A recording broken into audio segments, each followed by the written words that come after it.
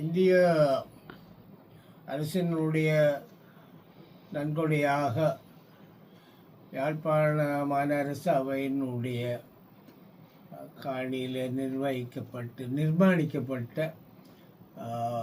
கலாச்சார மண்டபம், யாழ்ப்பாண கலாச்சார மண்டபத்தினுடைய பெயர் மாற்றம் தொடர்பாக எங்களுடைய பல செய்திகள் ஊடகங்களில் வெளிவந்ததை தொடர்ந்து எங்களுடைய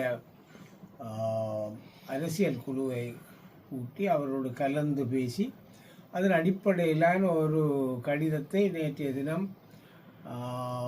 மாலை யாழ்ப்பாணத்தில் இருக்கிற துணை தூதுவர் மதிப்பார்ந்த சாய் முரளி அவருடன் நான் கொடுத்திருக்கிறேன். அதோடு நான் சில விடயங்கள் ஆவணப்படுத்தி பிரச்சனைக்கு உள்ளாக்காமல் சில விடயங்களை அவரோடு நான் கலந்து பேசியிருக்கிறேன். இது ஒரு உணர்வுபூர்வமான விடயம் என்பதையும் நாங்கள் புரிந்திருக்கிறோம். ஒரு மிக புரிந்துணர்வோடு இந்த கலந்துரையாடல் இடம்பெற்றது. எங்களுடைய உணர்வுகளை அவர் புரிந்து கொண்டார். அதன் அடிப்படையில் சில விடயங்கள் நான் சொல்லப்பட்டது. இறுதியாக சில கருத்துக்கள் என்னால் முன்வைக்கப்பட்டிருக்கிறது. அவர்கள் அதை பரிசீலிக்கிறதுக்கு நிச்சயமாக தான் பரிசீலித்து தங்களுடைய மேல்மன்றத்தோடு பேசி ஒரு சுமூகமான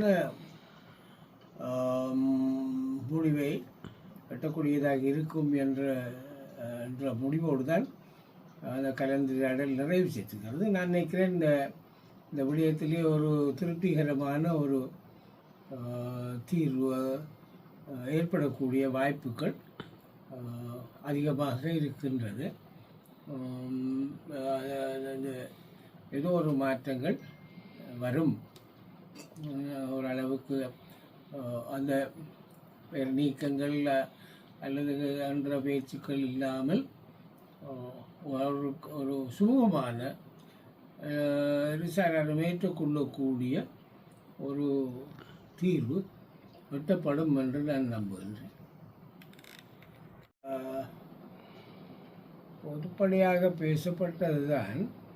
ஆனால் 25ஆம் தேதி அந்த கூட்டத்திலே கலந்து கொள்வதாக எந்த ஒரு முடிவும் எடுக்கப்படவில்லை.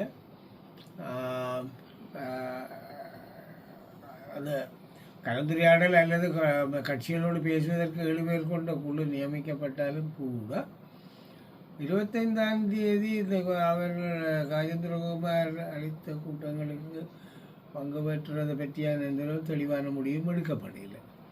மறுபடியால் அதில் கலந்து கொள்வார்கள்ன்றது எனக்கு சரியாக தெரியல. ஆனால் நான் அந்த முடிவில்லாதபடியால் கலந்து கொள்கிற சாத்தியங்களோடு குறைவேண்டு தான் நான் நினைக்கிறேன். ஒருவேளை 2 பேர் போய் கலந்து கொள்கிறார்களோ எனக்கு தெரியாது. ஆனால் கட்சி ரீதியாக நாங்கள் அதில் கலந்து கொள்வதாக, ஆனால் நாங்கள் மிக தெளிவாக இருந்தார்கள். சொல்லி ஆகணும். கைதுவராக்களுடைய அவருடைய ஒஃபரன்னு சொல்லக்கூடிய முன்வைப்பை நாங்கள் நிராகரிக்கல, எதிர்க்கவும் இல்லை. ஆனால் அதை காலப்போக்கில் பரிசீலிக்கலாம் என்ற முடிவோடு தான் இருந்தாங்க. ஆனால் 25ஆம் தேதியில் கலந்து கொள்றதை பற்றி எனக்கு சரியாக தெளிவாக தெரியல.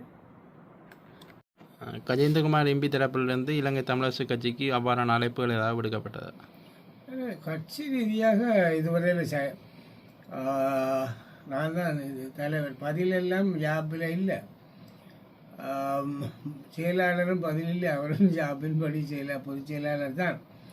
சரியா போலியோ இப்போதைக்கு நான் 12 வச்சுக்கொள்வோம் பதில் தலைவர் என்ற வகையில். எனக்கு அப்படி ஒரு அறிவித்தல் அல்லது அழைப்பு கிடைக்கல. மற்றது பொதுச் செயலாளருக்கு கிடைத்ததாகவும் எனக்கு தெரிவிக்கப்பட இல்லை. மத்திய குழு கூட்டத்தில் ஸ்ரீதரன் நம்பி இது தொடர்பாக ஏதாவது பிரஸ்தாபிச்சாரா? அந்த விஷயம் நான் அந்த விஷயத்தை எடுக்கிற பொழுது ஸ்ரீதரன் நம்பிட்டு தான் சொன்னால் நீங்கள் அந்த விடயத்தை முதல் முன்வையும் கொண்டு அவர் தான் அந்த விடயங்களை முன்வைத்து விளக்கமாக சொன்னவர். என்ன நம்ம கதைச்சது எவ்வாறு கதைச்சது, என்னுடைய இந்த மாதிரி பகிர்ந்து கொண்டு எல்லாம் கதைச்சது. சிறிதரன் அதை பேசினவர். கஜேந்திரகுமார் பொன்னம்பலம் இனி அந்த அவ்வாறான கூட்டத்துக்கு அழைப்பு விட்டால் அந்த 7 பேர் கொண்ட அரசியலமைப்பு தொடர்பாக தமிழரசு கட்சியால் நியமிக்கப்பட்ட அந்த 7 பேர் கொண்ட குழு பங்கேற்குமா? இல்லை, நிச்சயமாக அதை அந்த அந்த அப்படி ஒரு அழைப்பு விடுக்கப்பட்டால் அதனால் பரிசீலிக்கிறாங்க தான் எங்களோட முடிவு. ஏன்னா அதுக்காக தான் இந்த குழு நியமிக்கப்பட்டிருக்கு. அப்படி ஒரு அழைப்பு விடுக்கப்பட்டால் அதை நாங்கள் பரிசீலிப்போம்.